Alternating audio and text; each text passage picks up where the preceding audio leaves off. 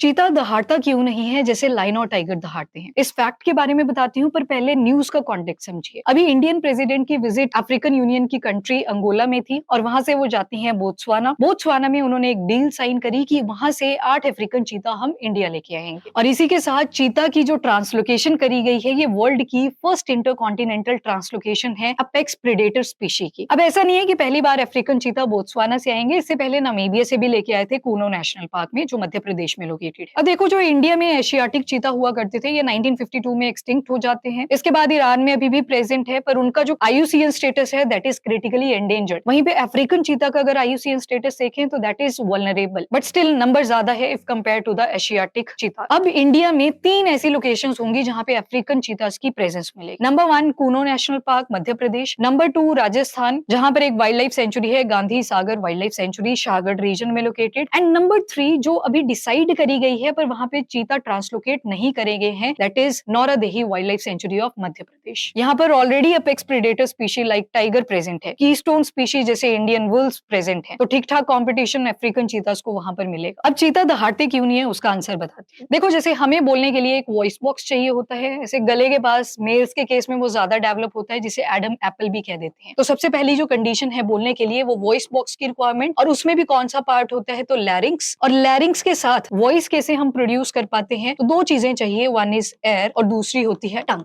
और गले में ही एक हड्डी भी होती है विच इज हॉइड बोन। आपने सुना होगा जब सुसाइड करी जाती है तो एक हड्डी टूटती है गले वाले पोर्शन की, जिसको कहा जाता है हॉइड बोन। अब इसी हॉइड बोन की वजह से कुछ स्पीशी दहाड़ती हैं, कुछ नहीं दहाड़ पाती। जो स्मॉल कैट्स हैं और चीता है, इनके केस में जो हॉइड बोन है और लैरिंक्स है, ये इंटैक्ट होते हैं, रिजिड होते हैं, मूव नहीं करते अपनी पोजीशन से। और वहीं पे लायन और टाइगर के केस में देखेंगे तो ये जो हॉइड बोन होती है और जो इनका लैरिंक्स, ये पार्शियली फ्लेक्सिबल होता है। तो जैसे ये वॉइस प्रोड्यूस करते हैं, हॉइड बोन और लैरिंक्स आपस में वाइब्रेट करते हैं, जिसकी वजह से बहुत दहाड़ने की आवाज आती है, डीप वॉइस प्रोड्यूस होती है। चीता के केस में रिजिड थी, तो इस वजह से दहाड़ने की यानी कि रोरिंग की आवाज नहीं आती। और इसी के साथ आपने चीता की आंख के पास में ब्लैक कलर के स्पॉट्स भी देखे होंगे। ये एक नेचुरल अडेप्टेशन चीतास के अंदर हो रखी है। जब ये अपना अटैक करते हैं तो पहले एकदम से स्पीड में आते हैं, फिर अपने प्रे के सामने थोड़ा ब्रेक लेते हैं, फिर एकदम से अटैक करते हैं। तो कड़ी धूप में भी ये प्रॉपर्ली अटैक कर पाए, इसी वजह से ब्लैक कलर लाइट को एब्जॉर्ब कर लेता है और ये अपनी पलकें झपकाते नहीं है जब इनको प्रे के ऊपर अटैक करना होता है।